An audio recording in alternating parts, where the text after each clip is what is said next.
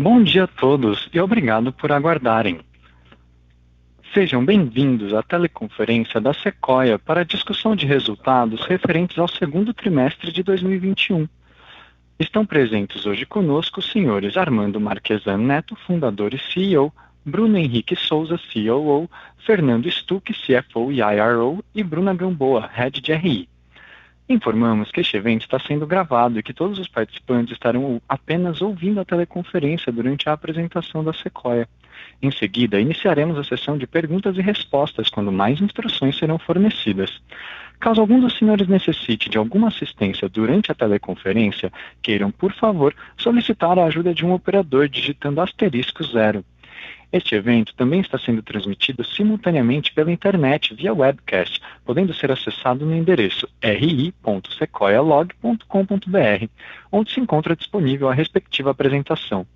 A seleção dos slides será controlada pelos senhores. O replay deste evento estará disponível logo após o encerramento. Lembramos que os participantes da webcast poderão registrar via website perguntas para a Sequoia, que serão respondidas.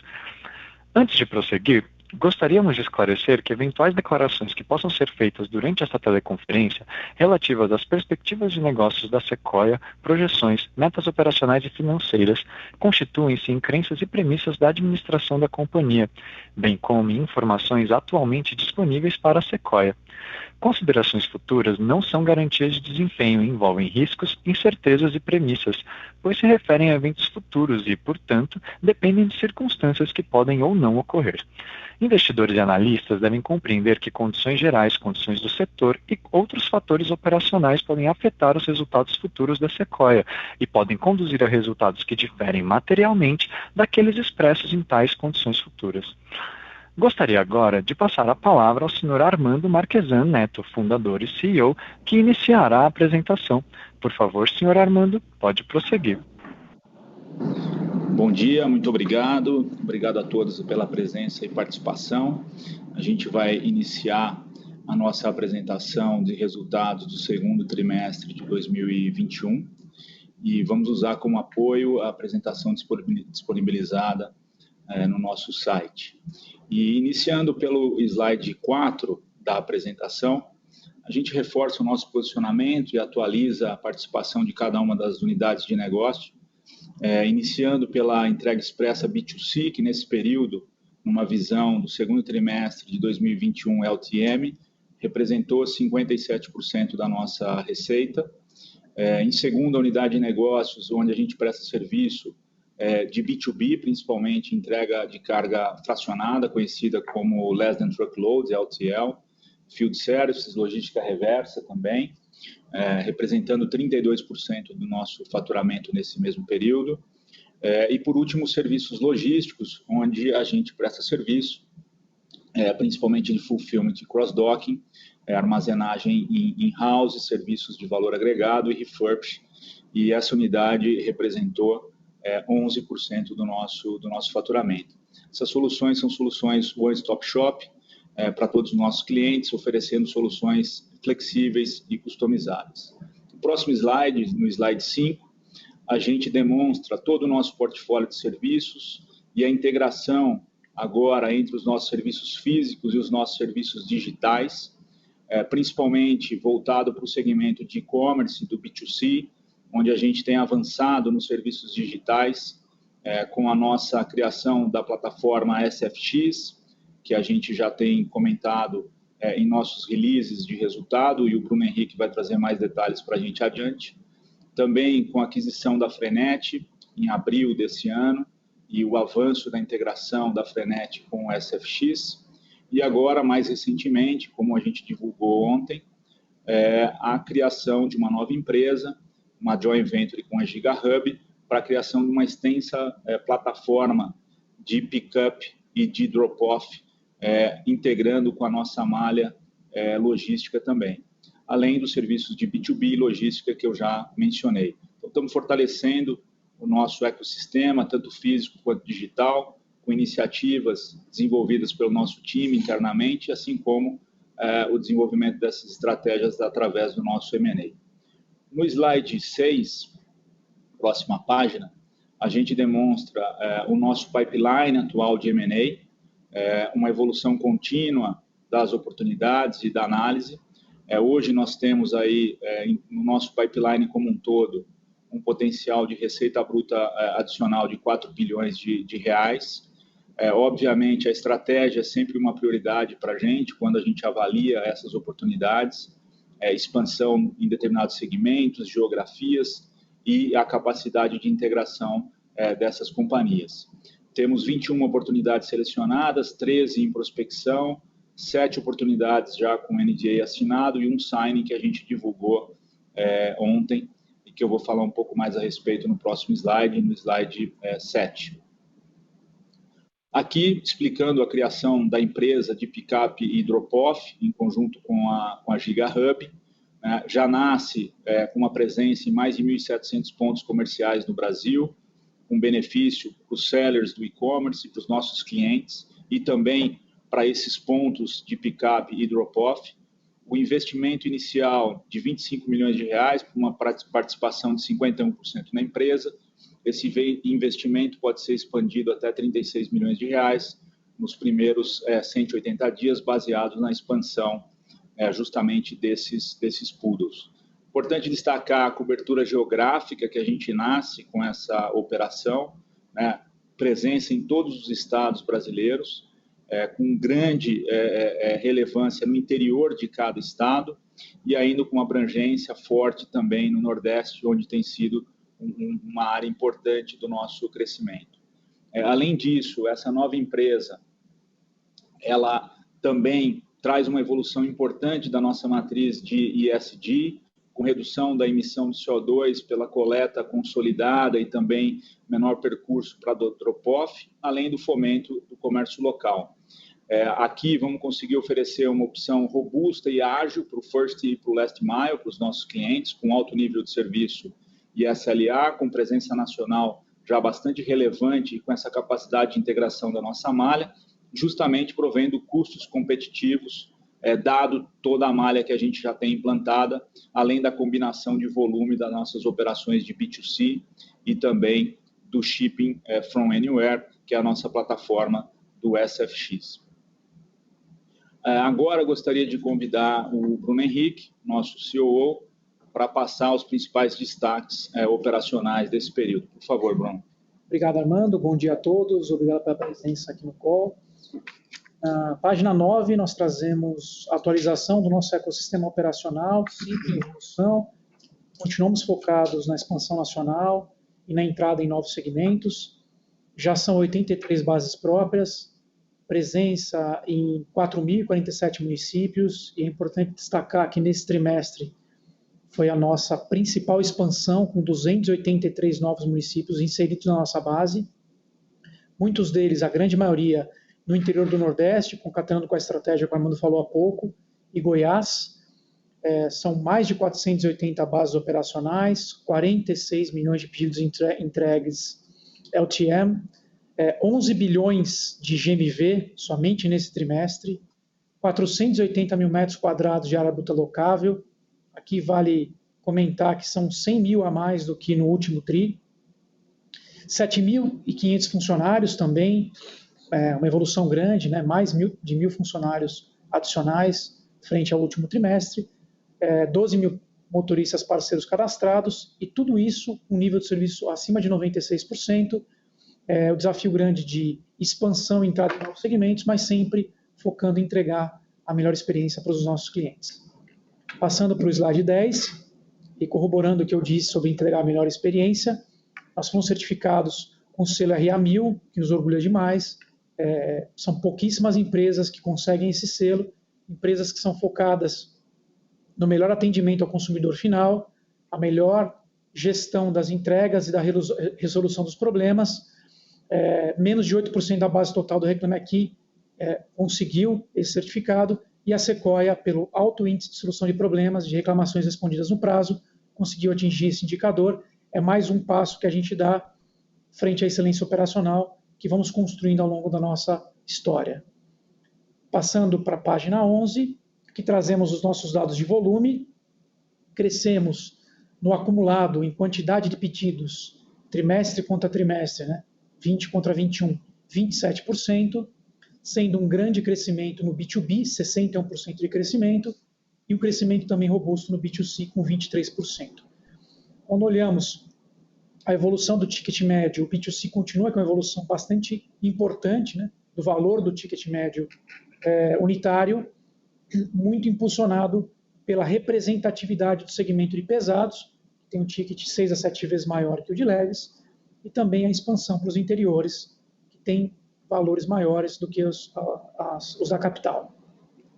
Quando comparamos o primeiro trimestre de 21 no B2C com o segundo trimestre de 21, existe praticamente uma estabilidade de pedidos, mas é importante destacar que quando olhamos o semestre de 21 contra o semestre de 20, crescemos 26% e o mercado, segundo dados recentes da Neotrust, cresceu 13%. Então, continuamos crescendo acima do mercado. No B2B, a queda que existe pequena no ticket médio é muito em relação com o mix de clientes e produtos oferecidos principalmente com a entrada da Primor dentro da nossa base de empresas e de prestação de serviço. Passando para o próximo slide, estamos na página 12, comentamos aqui sobre as sinergias entre a Frenet e a SFX. O primeiro destaque que eu quero dar é sobre a representatividade já que o SFX chegou, né? Shipping from Anywhere, lembrando que é uma solução tanto para os pequenos e médios serviços quanto para as redes varejistas. Já estamos coletando em 223 cidades, conectando o país todo, né? 24 estados de origem. Já são 800 entregas realizadas somente neste trimestre de 2021, um aumento de 95% frente ao último trimestre deste ano. Comentando sobre a Frenet, nossa primeira aquisição de Logitech, somente neste trimestre houve um crescimento bastante representativo de sellers ativos, né, de 14 para 20 mil, mas de um mercado ainda de 300 mil sellers qualificados. Então tem uma jornada grande que a gente pode explorar, tanto para crescimento dos sellers da Frenet e, obviamente, com a conexão com a SFX, que está somente no começo. Esse produto vai poder ter um crescimento bastante representativo dentro dessa base de sellers.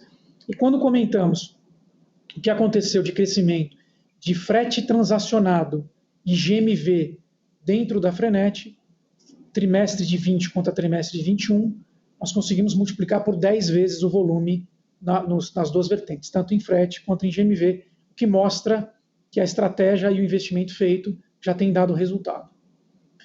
Indo para a próxima página, página 13, que nós trazemos os investimentos que temos feito em sorter, como você já vem acompanhando nesse primeiro semestre. Já foram 5 sorters instalados, de 22 que nós adquirimos. Isso nos possibilitou uma melhora de eficiência da transação de pedidos nos nossos CDs e uma redução dos nossos lead times de entrega em praticamente todas as localidades. A representatividade bastante significativa, principalmente no centro-oeste e no norte, onde reduzimos tempo médio de entrega em 1 a 2 dias. Além disso, continuamos interiorizando nossas entregas e já possuímos uma representatividade de 72% das entregas no interior do Brasil. Isso é fruto da nossa expansão de malha que eu comentei lá no começo da apresentação e que, obviamente, traz um investimento em malha que cobra uma margem inicial nesse trimestre e até a gente conseguir adensar todas as rotas, mas isso o Stuck vai comentar mais para frente nos resultados financeiros.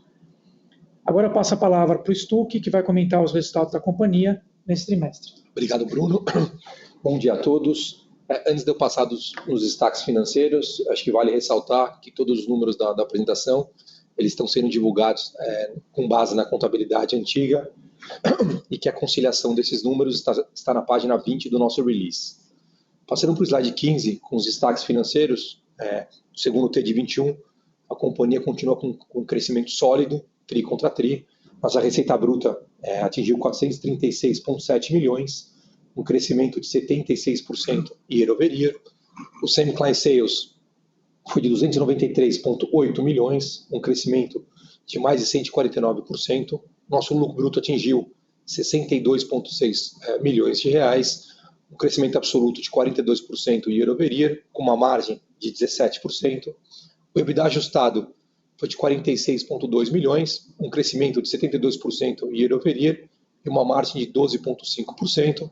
E o EBITDA ajustado ex IFRS foi de 30,1, um crescimento de 73% year over year, com a margem de 8,2%. Nosso lucro líquido ajustado atingiu 17,6 milhões de reais, uma margem de 4,8% e um crescimento de 4,5 pontos percentuais year over year. O nosso ROIC alcançou 40,5 pontos percentuais. No slide 16, a gente vê a evolução da nossa receita. Então, a gente sai de uma receita no segundo T de 20 de 248 milhões de reais para uma receita no segundo T de 21 de 437 milhões de reais, um crescimento de 76%. Olhando o primeiro semestre de 20 contra o primeiro semestre de 21, esse crescimento foi ainda maior, 87%, saindo de 441 milhões de reais para 824 milhões. Esse crescimento, o Bruno já explicou um pouquinho, tem a ver com o aumento do volume de pedidos e o mix do ticket médio. E o nosso Semi-Client Sales continua sendo uma estratégia importante para a companhia continuar crescendo de forma sustentável ao longo dos períodos. No slide 17, a gente observa o lucro bruto da companhia, que cresceu em valores absolutos 42%, saindo de 44 milhões no segundo T de 20 para 62,6 no segundo T de 21 e uma margem de 17%. A margem continua expressada com relação à pressão dos custos, então a gente continua com pressão forte de custos, principalmente nos insumos básicos do nosso dia a dia, aço, plástico, combustível, que subiu 50% no período, e o IGPM, que no acumulado dos últimos 12 meses bateu 38%. Se a gente normalizasse o efeito desses custos na margem, a margem seria de 19,4%, que seria um ponto percentual acima do primeiro T de 21, em linha com o segundo T de 2020. Aqui também vale uma observação, o Bruno comentou da forte expansão nossa de bases, então você tem naturalmente um ramp-up natural de preencher a ociosidade dessas rotas, o que faz com que o lucro bruto e a margem bruta sejam impactados nesse período de ramp-up. Se a gente comparar os 6 meses de 2020 com os 6 meses de 2021, o crescimento absoluto foi de 67% e a margem teve os impactos que eu comentei há pouco. O EBITDA ajustado cresceu 72%, saindo de 26,8 milhões para 46,2 milhões. A margem se manteve estável, de 12,7 para 12,5. Aqui também vale uma observação, então mesmo com a pressão que a gente teve com a queda de margem do lucro bruto, em função dos insumos, a gente conseguiu manter a mesma margem, muito em função da diluição de custo fixo e da entrada das sinergias das empresas investidas.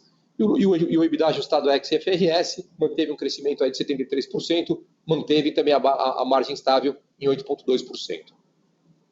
No slide 18, a gente vê um pouco os investimentos da companhia, então a gente investiu aí 3,5% da nossa receita no segundo T de 21, ou 15,4 milhões de reais, basicamente foi para investimento em sorter e novas tecnologias. No acumulado do ano, esse percentual cai para 3,1, ou 25,1 milhões de reais percentual, que é um pouco acima do que a gente tem, do que a gente fez nos 6 meses do ano anterior, que foi 2,6 e 11,3, muito em função do investimento maciço em sorter esse ano de 2021. Nosso ROIC atingiu 40,5 pontos percentuais, 5 pontos percentuais acima do primeiro T de 2021 e continua crescendo conforme a nossa estratégia. Nosso endividamento, o primeiro T de 21 contra o segundo T de 21, ele teve um pequeno acréscimo, isso muito em função do pagamento das empresas adquiridas, da Plimor e da Frenet. Então, naturalmente, você tem um desembolso relevante de caixa para fazer as aquisições e para amortizar as dívidas dessas companhias, e você ainda não tem o EBITDA full year das companhias, o que não ajuda a diluir esse índice. Mas a gente continua com o índice ainda de forma super controlada, em patamar bem controlado e aceitável. No slide 19, para terminar aqui a parte financeira, contar um pouquinho como é que estão as integrações das recém-adquiridas. Direcional e Prime estão na fase final de integração, elas terminam agora no terceiro T de 21, elas estão na parte final de fazer toda a parte de migração de rota e base. A Prime, agora no terceiro de 20, ela vai ser incorporada na Direcional, então lembrando a todos, a nossa estratégia de sempre no final ter um único CNPJ, uma única empresa. Dentro desse movimento, a gente já vai incorporar a Prime na Direcional agora no terceiro T de 21 e vai continuar assim ao longo do ano. A Frenet, como o Bruno já comentou, ela deve ter integração full no quarto T de 21, a gente já fez a integração sistêmica, a gente está rodando uma POC agora no sul do país para poder testar a tecnologia mais a nossa malha. A POC sendo satisfatória, no quarto T de 21, aí sim a gente faz o rollout para toda a operação da companhia. E a Plymouth, que a gente conseguiu aí acelerar bem a integração da companhia, ela já está no estágio bem avançado de integração, que deve terminar a integração agora no quarto TRI de 21. Eu encerro aqui os destaques financeiros e eu passo agora a palavra para a Bruna, nossa Head de RI, para comentar um pouco do nosso plano de ESG e dos indicadores de gestão. Obrigada, Stuck. Bom dia a todos. No slide 21 da apresentação, a gente traz as principais ações de ESG da companhia. Do ponto de vista ambiental, a companhia ela segue com um programa de entrega same-day, com uso de bicicleta na Grande São Paulo, Rio de Janeiro, Recife, Porto Alegre, de forma a contribuir com o meio ambiente, com a mobilidade urbana. Em relação ao programa de gestão de resíduos, nós inauguramos o nosso primeiro biodigestor no nosso Mega CD em Embu, com mais de 26 toneladas de resíduos orgânicos desviados de aterros e sendo transformados em biogás e biofertilizantes. Do ponto de vista social, a companhia sempre procura fomentar ambientes com maior valorização de diversidade. Nesse sentido, a gente encerrou o trimestre com 160 PCDs ativos na companhia, um crescimento de 10% em relação ao primeiro trimestre de 2020. Além disso, a gente encerrou o trimestre com 9 estagiários sendo desenvolvidos no nosso programa de talentos, que desenvolve jovens universitários nas comunidades vizinhas da Sequoia. E, por fim, em relação ao programa Sementes, que desenvolve adolescentes em situação de vulnerabilidade, com uma renda familiar de cerca de um salário, a gente segue investindo nesse programa. Hoje são 30 jovens assistidos e no último ano a gente teve 77% de efetivação desses profissionais aqui na companhia. Do ponto de vista de governança, no trimestre a gente realizou o kickoff do nosso plano ESG. Já foram realizadas entrevistas com toda a diretoria, conselho e outros stakeholders, e a gente tem a previsão de concluir a matriz de materialidade agora no final de agosto. Além disso, o nosso programa de privacidade e segurança de dados, a gente segue investindo na nossa rede de dados, investindo bastante em treinamentos, principalmente focados em LGPD. Do ponto de vista de comitê de auditoria, a gente definiu o plano anual da auditoria interna, com conclusão prevista para o primeiro trimestre de 2022. E o conselho de administração, a gente segue focado na diversidade. Hoje são 3 membros independentes, dos quais 3 são mulheres. Passando para o slide 22, a gente traz os principais indicadores ESG do trimestre e semestre. Então, quando a gente olha do ponto de vista de emissões de CO2, a gente conseguiu evitar cerca de 80 toneladas no segundo trimestre e 134 no primeiro semestre do ano. A nossa reciclagem de papelão, ela atingiu cerca de 70 toneladas no segundo tri, 130 no primeiro semestre. E do ponto de vista da reciclagem de plástico, no segundo trimestre do ano, a gente reciclou cerca de 10 toneladas e no primeiro semestre, 20 toneladas. Falando um pouquinho da questão social, a gente encerra o trimestre com 7.500 funcionários.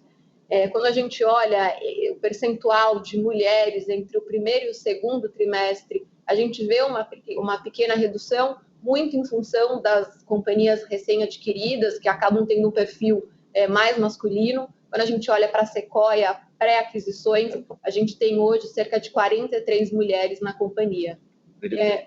43% de mulheres na companhia. Do ponto de vista de liderança, a gente, embora tenha reduzido o percentual absoluto de mulheres, a gente consegue crescer esse percentual de um trimestre para o outro.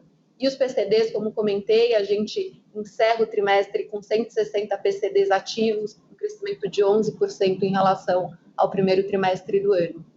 Falando de governança, eu acabei já comentando, mas hoje são 3 membros independentes, com 3 mulheres conselheiras. E, por fim, do ponto de vista do LGPD, já foram investidos 2,5 milhões desde o início do ano. Agora, devolvo a palavra para o Armando e fico à disposição para eventuais dúvidas. Muito obrigado, Bruna. Gostaria de agradecer a participação e o tempo de todos aqui presentes. Vamos abrir agora para perguntas. E reforçando aqui o posicionamento e o entusiasmo que a gente tem na construção da Sequoia para esse futuro, investindo em tecnologia, investindo no nosso time e criando soluções bastante eficientes para os nossos clientes. Então, já agradeço e agora vamos abrir para eventuais dúvidas e perguntas. Muito obrigado. Obrigado. Senhoras e senhores, iniciaremos agora a sessão de perguntas e respostas. Para fazer uma pergunta, por favor, digitem *1. Para retirar sua pergunta da fila, digitem *2. A nossa primeira pergunta vem de Lucas Marchiori, do BTG Pactual. Por favor, Lucas, pode prosseguir. Obrigado, pessoal. Bom dia, Armando, Bruno, Stuck, Bruna. Valeu pelo call.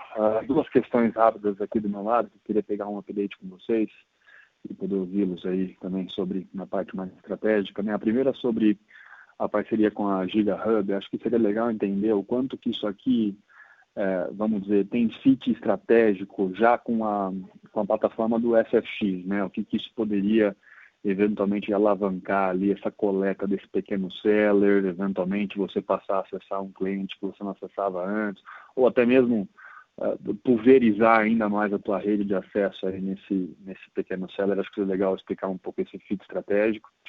E aí o segundo tópico, pessoal, a gente tem recebido muita pergunta aqui desde o follow-on, né, até para tentar entender um pouco dessa performance da ação. E acho que um dos temas aí que a gente mais recebe questionamento é sobre, eventualmente, a privatização de Correios, né?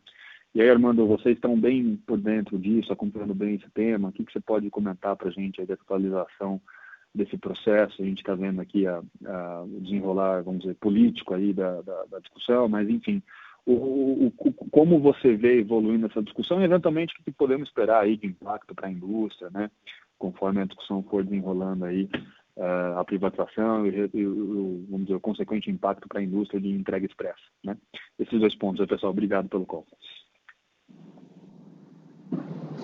Perfeito, Lucas. Super obrigado aí pelas perguntas. Começando pela primeira, né? Esse investimento e criação dessa plataforma, né, de pick-up e drop-off em conjunto com o GigaHub. A gente acredita que tem um fit estratégico, não só com a SFX, mas também com a Frenet, com a própria malha de B2C da companhia. É um produto bastante complementar e, de novo, a gente vai se movimentar para trazer mais comodidade, né, e conveniência para os nossos clientes e avançando na solução de serviços para clientes pequenos e médios, que, como a gente comentou já anteriormente, até a aquisição da Frenet e lançamento do SFX, não era um grande foco da Sequoia do ponto de vista histórico. Então, a gente está avançando cada vez mais nessa solução para os pequenos e médios. A plataforma, né, do GigaHub, com esses mais de 1.700 pontos potenciais, pontos físicos para drop-off e também para pick-up, vão dar uma capilaridade bastante relevante e trazendo a possibilidade de inovações, como produtos de logística reversa, né, onde tem uma dificuldade inerente ao comércio eletrônico, né, em prestar um bom serviço para a logística reversa. A gente acredita que tem um viés estratégico para a gente, não só do ponto de vista de ESG, redução de impacto ambiental, mas também de serviço e solução para o cliente que tem dificuldade em devolver seu produto, e o pick-up e o drop-off pode ser uma boa solução nesse sentido.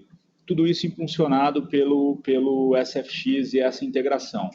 Então, acho que a gente acredita que é um investimento relevante para a gente e que vai ajudar na constituição desse nosso ecossistema, né, integrando todos os nossos serviços físicos com os serviços digitais que a gente tem avançado mais recentemente. Então, acho que a gente avalia aqui com muito entusiasmo. A gente está bastante feliz com a conclusão do negócio e agora a gente tem ainda algumas condições precedentes para cumprir, mas a gente está bastante confiante no início rápido e investimento em tecnologia e no início dessa operação. Com relação à segunda pergunta, né, acho que é um processo que tem ganho bastante visibilidade. A privatização dos Correios, né, é um tema relevante para o mercado. O Correio, né, números gerais, no segmento de encomendas, né, é uma companhia que fatura perto de 8 bilhões de reais, então não é o faturamento total, apenas a divisão de encomendas. Então, é um player relevante do mercado e a gente tem acompanhado, né? Acho que tem alguns desdobramentos mais recentes onde já existe alguns objetivos, né, divulgados pelo governo, do ponto de vista de venda total, né, consolidada, não será feito um processo único, ainda com dúvidas, principalmente relacionado ao processo de transição, né? Como a gente sabe, o Correios ele tem uma imunidade tributária bastante diferente no setor, né? Quando a gente avalia aqui a nossa cadeia de impostos, né, com PIS e COFINS e ICMS. Então, ainda tem pontos a esclarecer como é que seria feita essa transição, e isso pode ser relevante na capacidade de investimento dos eventuais compradores da companhia. Então, a gente acredita que é um processo que deve avançar, politicamente tem espaço para avançar, mas ainda tem dúvidas técnicas importantes, como, por exemplo, essa questão da imunidade tributária e também do monopólio postal, que parece que haverá também um período de transição, abrindo depois o mercado completamente. Então, são elementos ainda que precisam ser melhor avaliados para a gente ter uma sinalização maior. Mas acho que do nosso lado, Lucas, o que a gente continua fazendo é investindo, né, no nosso nível de serviço, como o Bruno comentou, avanço na qualidade de serviço, avanço da tecnologia e a própria criação agora dessa nova companhia, né, em parceria com o GigaHub, ela traz para a gente aí a capacidade de ter quase 1.700 pontos, né, que a gente poderia chamar aqui de agências, né, também para captação desses clientes pequenos que preferem ter essa postagem através de um ponto físico. Então, a gente continua fazendo aqui o nosso trabalho e desenvolvendo soluções completas para o mercado, antecipando qualquer movimento futuro na privatização dos Correios, tá ok?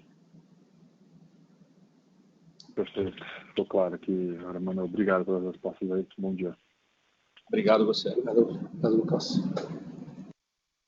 A nossa próxima pergunta vem de Henrico Trota, do Itaú BBA. Por favor, Henrico, pode prosseguir. Bom dia, Armando, Bruno, Stuck, também Bruna, obrigado pela apresentação. Acho que duas perguntas, dois tópicos principais, né? Acho que primeiro queria falar um pouquinho de volume e também repasse de preço no B2C, né? Acho que quando a gente olha o segundo tri, o volume de pedidos aí no B2C ficou flat, né, comparado com o primeiro tri, né? Mesmo com o primeiro tri, em teoria, sendo sazonalmente um pouquinho mais fraco que o segundo. Eu queria entender um pouquinho os eventuais motivos aqui para o volume não ter vindo um pouquinho maior no segundo tri, aí também olhando para o segundo semestre, né, que vocês têm falado um pouquinho de repasse de preço, como que deveria ficar essa dinâmica aqui entre preço e volume, né, dado que repasse de preço é bem importante aí ao longo do segundo semestre para voltar a crescer margem, né, e compensar esses aumentos de custos que a gente viu com diesel, aluguel e também resinas plásticas, né? Então esse é o primeiro tema que eu queria abordar. Aí um segundo bem rápido, assim, e aí é mais dúvida aqui de P&L, né? Acho que quando a gente olha a linha lá de outras receitas, despesas operacionais, tiveram alguns itens que trouxeram um pouco mais de volatilidade no resultado, né? Como indenização recebida, venda de ativo imobilizado e também tem a linha lá de créditos extemporâneos, né? Que acabaram impactando um pouquinho o EBITDA, né? Então, eu queria entender um pouquinho como que vocês veem a volatilidade dessa linha para frente, se considera como recorrente ou não, né? Só porque, tirando esses efeitos, a margem EBITDA teria vindo um pouquinho menor. Só para entender um pouquinho também os motivos aqui, esses efeitos no consolidado. Obrigado. Tá, joia. Muito obrigado, Henrique. Obrigado pela pergunta. Acho que a primeira pergunta eu comento um pouco aqui, depois eu passo a palavra para o Stuck.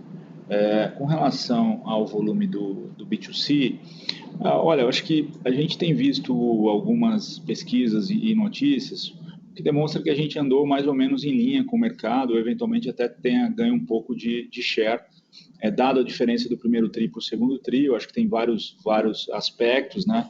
O primeiro deles ainda no primeiro tri, você tinha uma restrição de circulação e comércio maior do que no segundo tri, então era natural uma penetração maior do B2C, a gente capturou isso no primeiro tri, e no segundo tri a gente já vê alguns clientes, né, e a própria pesquisa que o Bruno mencionou durante o call, a gente vê que o segundo trimestre tem já uma certa desaceleração. Era algo que a gente já imaginava e comentava com todos, que é o ritmo de expansão do e-commerce, ele não vai permanecer o mesmo dos trimestres anteriores, dado o novo perfil aí de reabertura do comércio, das lojas e do shopping. Então, a gente acha que de certa forma, um comportamento natural, mesmo assim, olhando para o ano passado, né, ou numa visão acumulada, a gente cresceu aí quase 3 milhões de pedidos, o que para a gente é relevante. Então, a gente acha que estamos em linha com o mercado e acompanhando aqui um pouco os clientes. Com relação à questão de preço, acho que é uma questão super importante, né? Acho que o impacto que a gente viu nos custos é algo bastante fora do normal, né? Então, quando a gente fala em GPM acumulado 38%, né? E daí, se você parar para imaginar que a gente tem 480 mil metros quadrados, né, de área bruta locável, né, isso gera perto de um aluguel mensal de 8 milhões e pouco de reais por mês, um impacto, um reajuste desse, mesmo que você captura meio ano, né, é um impacto bastante relevante, além de diesel, além de plásticos. Então, quando a gente pega plástico, aço e todo o que a gente utiliza nas operações, a gente viu aumentos de 200%, 300%. Então, é algo que é bastante fora do comum, atípico, acho que é fora da curva, a gente não espera que essa tendência continue, né, para os próximos trimestres e anos, mas, de qualquer maneira, a gente tem um compromisso com os nossos clientes, contratos anuais, né, ou eventualmente, processos que são bianuais, então a gente não consegue impor um reajuste de curtíssimo prazo em um único trimestre. A gente tem feito isso, tem repassado, né, para aqueles contratos que fazem aniversário, que estão no período de renovação, e a gente tem tido êxito nesse sentido de fazer, mas depende muito da safra do contrato, o tempo do contrato para a gente conseguir fazer esses repasses. São repasses muito altos, né, então a gente também precisa absorver parte desse aumento de custo para não prejudicar a cadeia e os nossos clientes, absorvendo uma parte disso no nosso negócio e buscando, no médio e longo prazo, offsetar esse aumento de custo com maior eficiência, maior consolidação, maior eficiência. E o ponto é que nesse semestre, como é natural de todo o primeiro semestre, é um investimento maior em abertura de novas filiais, treinamento da equipe, preparando para um segundo semestre. Então, acho que é um movimento também natural.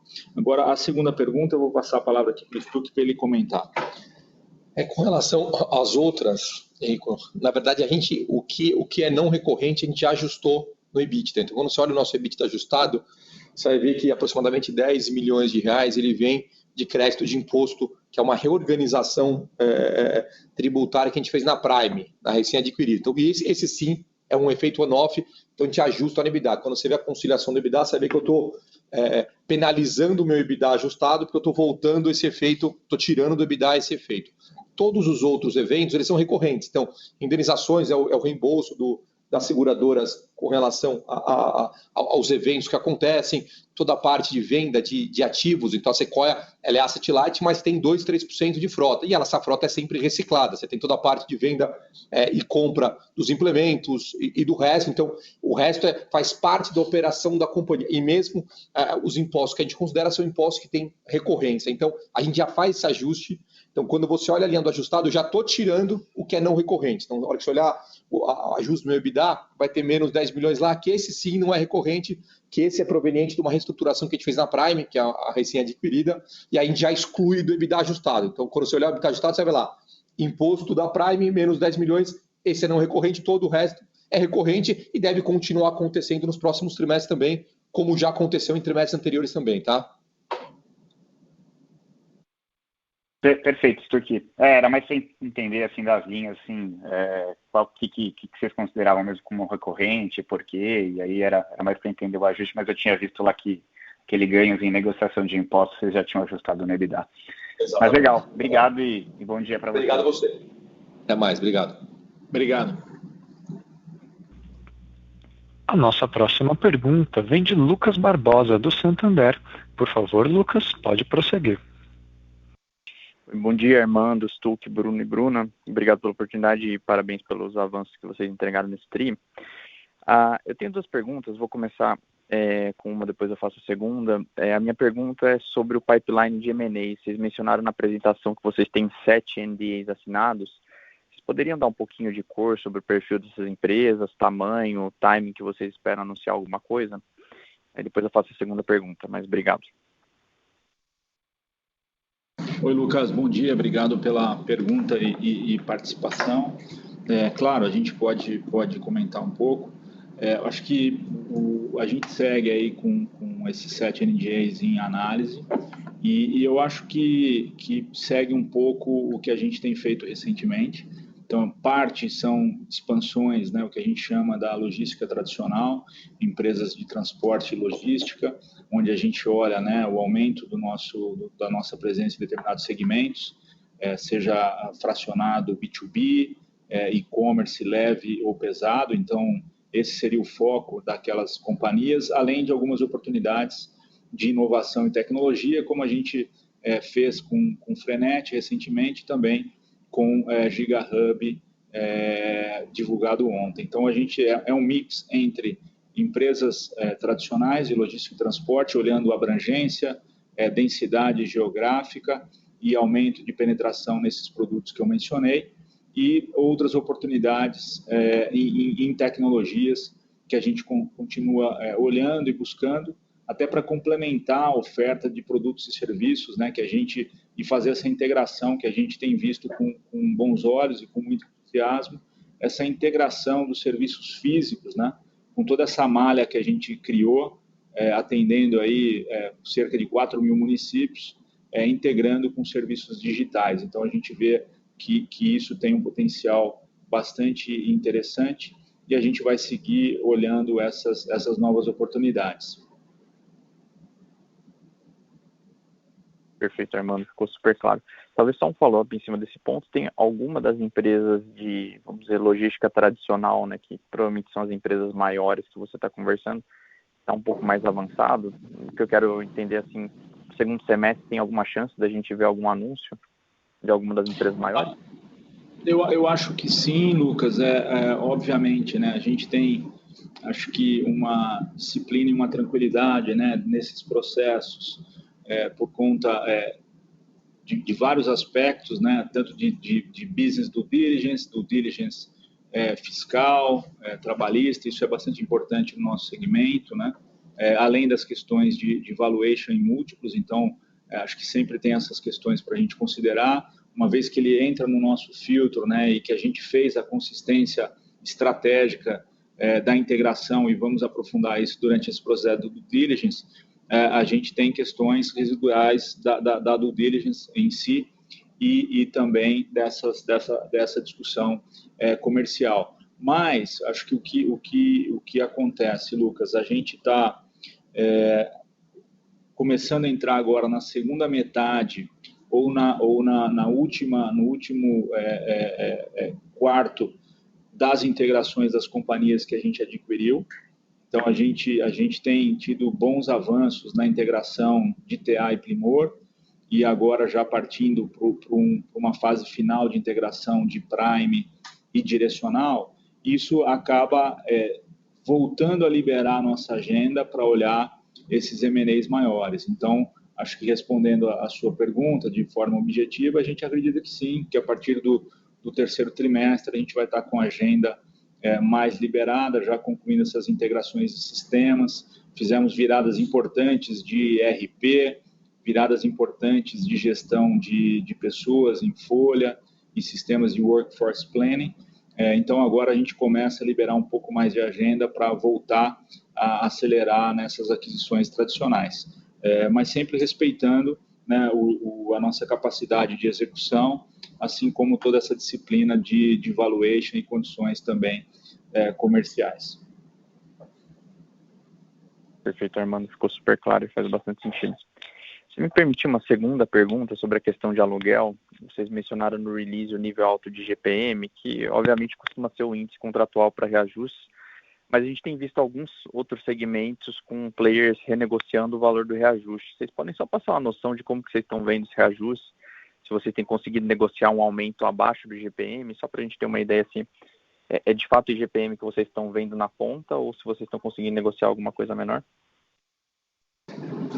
Obrigado, Lucas, pela pergunta. Vai depender um pouco do tipo do ativo, né? Então, você tem ativos hoje que tem uma vacância muito baixa no mercado. Esses ativos com uma vacância muito baixa, a negociação é sempre um pouco mais difícil, tanto de trocar de índice como de reduzir o percentual, que naturalmente tem menos demanda do que oferta. Então, esses daí a gente tem mais dificuldade.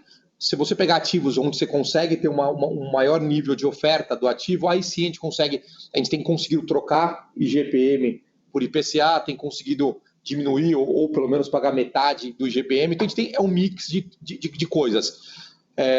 Naturalmente, os nossos principais centros de distribuições, como estão localizados em áreas nobres e áreas super estratégicas, e naturalmente representam um volume maior percentualmente do nosso total de aluguel, esses são mais difíceis, porque é onde a vacância está muito menor, é onde a procura por galpão está muito maior. Então, essas negociações são sempre mais difíceis, lembrando que no começo da pandemia a gente fez o contrário, né? A gente sentou com todos os compradores, os locatários, e negociamos uma redução justamente porque ia passar pelo período de pandemia e, naturalmente, agora chegou a vez de pagar parte dessa conta. Então, a gente já reduziu ano passado parte disso, parte a gente está pagando agora, mas é um mix. Então, naturalmente, a maior parte está mais difícil de negociar, porque os ativos estão super bem localizados em regiões onde a demanda é maior do que a oferta, mas olhando a nossa base como um todo, a gente conseguiu grande parte deles também trocar IGPM por IPCA, reduzir o IGPM dos contratos. Então, a gente fez um mix um pouco disso, mas como os maiores ainda representam uma fatia grande do nosso custo, a gente acabou sendo mais penalizado nesse momento, tá? Perfeito, Stuck. Ficou super claro. Obrigado, gente. Bom dia. Obrigado a você, Lucas. Abraço. A nossa próxima pergunta vem da webcast de Carlos Herrera, que pergunta: olá, bom dia, tudo bem? Obrigado por pegarem a pergunta. Em algumas companhias digitais que fizeram IPOs recentemente, já estamos vendo um certo achatamento da curva de crescimento e um crescimento que está desacelerando. Vocês já estão trabalhando com uma forte desaceleração do comércio online na medida em que houver uma maior reabertura? Se sim, quais serão os principais impactos nos seus resultados? Obrigado. Obrigado pela pergunta, Carlos. Acho que a gente não projeta uma forte desaceleração, como você perguntou, né? Acho que a gente já imaginava, né? E eu acho que é meio que consenso no mercado que o e-commerce ele não vai ter uma taxa de crescimento percentual elevada como a gente observou no primeiro semestre e no segundo semestre do ano passado.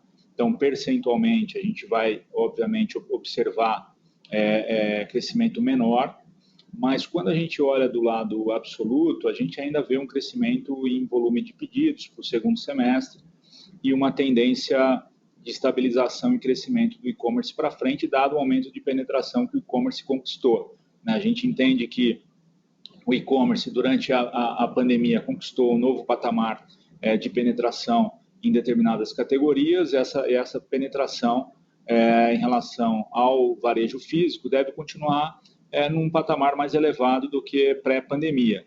Então, a gente acredita que ainda vai ter um benefício e essa captura. Mas, de novo, acho que percentualmente a gente vai observar um crescimento menor, né? Como o Bruno Henrique mencionou durante o nosso call, determinadas pesquisas, né, eventualmente quando você exclui talvez o líder do marketplace ou faz outro recorte, você já vê um decréscimo no segundo trimestre desse ano no mercado em relação, né, ao mercado total. Então, o e-commerce já tem uma desaceleração.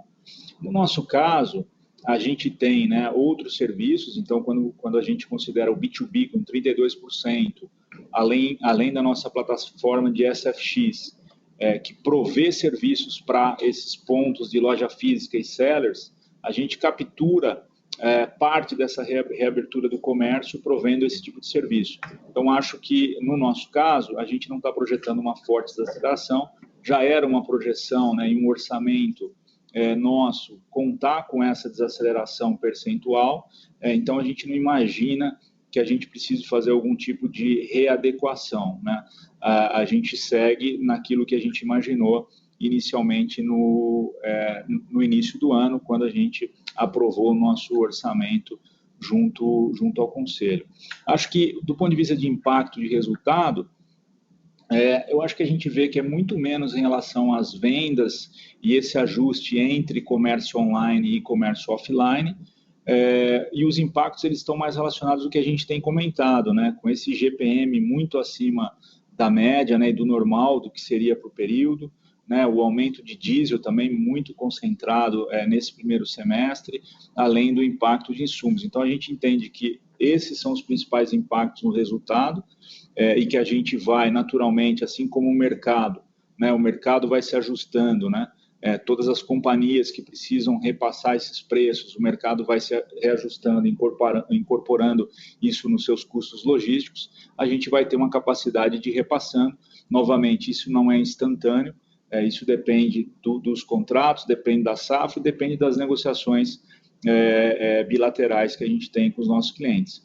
Mas, de qualquer maneira, a gente vê um impacto não por desaceleração, mas talvez por essa inflação que a gente tem visto, né, de insumos e de produtos para a nossa operação. Obrigado.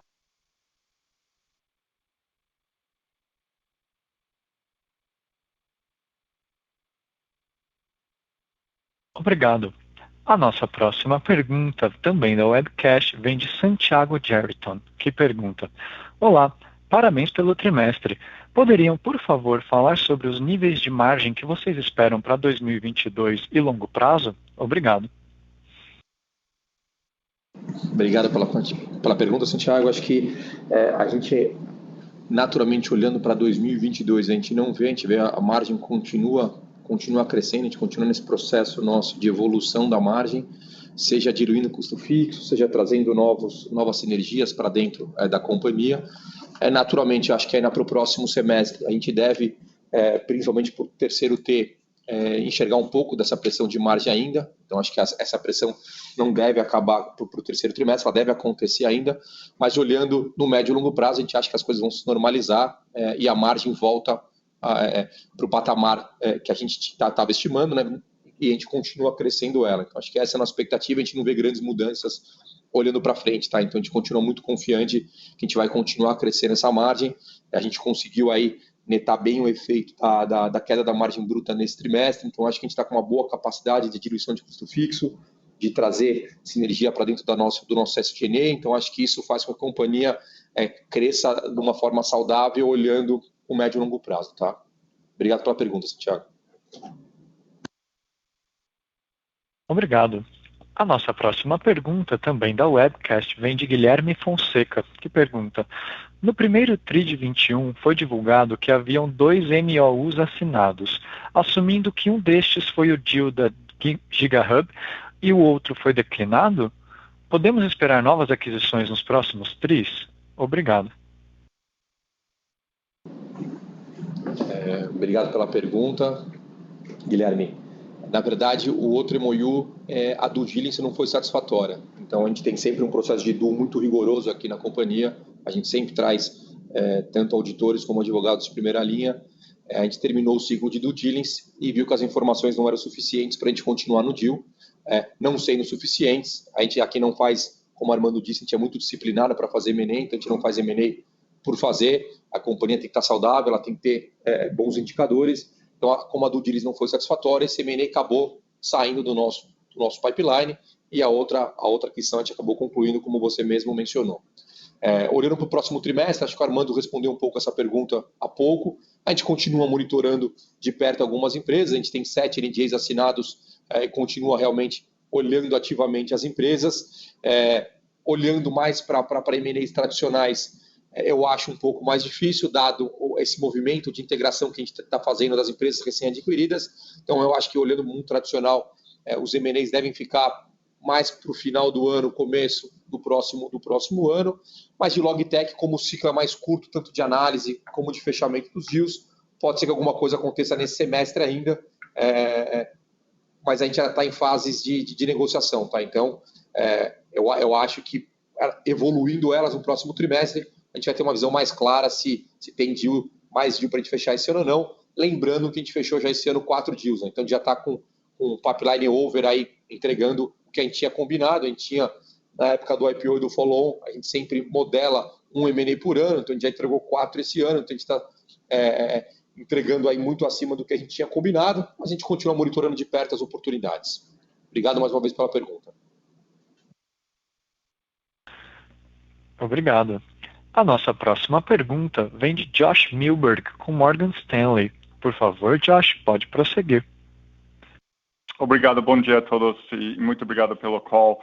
Minha primeira pergunta é um follow-up referente a Frenet e SPX, e Armando comentou bem seus esforços de avançar uma solução para os pequenos e médios, e vocês mostraram o número dos active sellers e os potenciais, mas queria perguntar se poderiam dar um pouco mais perspectiva sobre o crescimento esperado neste segmento e ao final, que oportunidade da receita enxerga neste segmento, olhando talvez para os próximos 2, 3 anos. E, eventualmente, também, se daria para falar um pouco sobre a situação competitiva, também seria bom. Legal, Josh, obrigado pela pergunta. Sobre a questão da perspectiva de crescimento, né? Como a gente colocou aqui na apresentação, nós crescemos neste segmento do SFX 95% em volume, né? Ele já é basicamente um dos nossos 3 principais clientes da companhia, olhando o produto standalone. Então, a gente acredita, pelo tempo que esse produto foi lançado e pelo crescimento que ele já nos trouxe, que ele tem um potencial muito grande. A gente está ainda no começo do produto, né?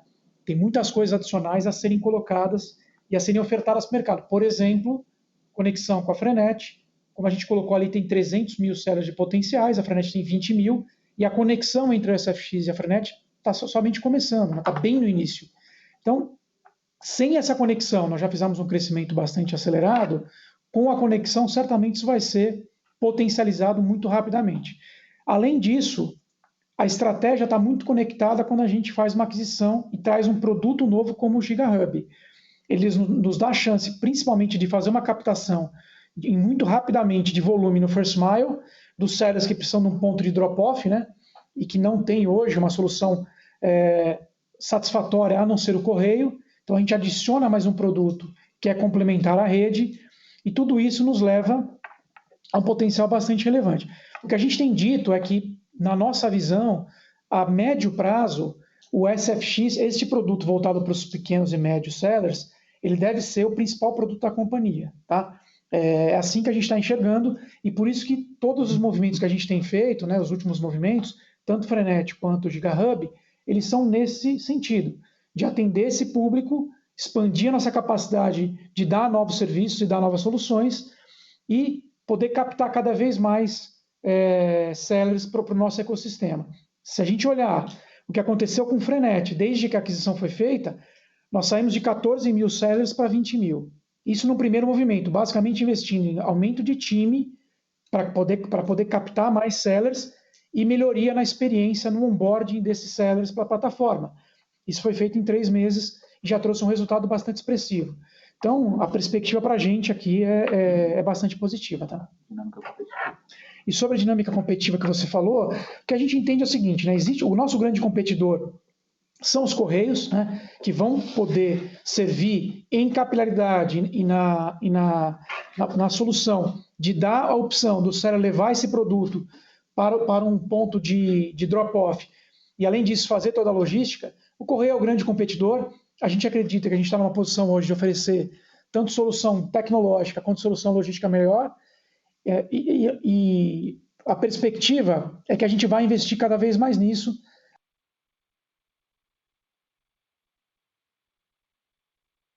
Perfeito. A gente um grande componente... Pode ficar à vontade. Não, desculpa, minha conexão caiu um pouco, não estava ouvindo você, mas você pode continuar. Perfeito. Você me ouviu até onde, Josh? Não, pode continuar, só perdi 30 segundos.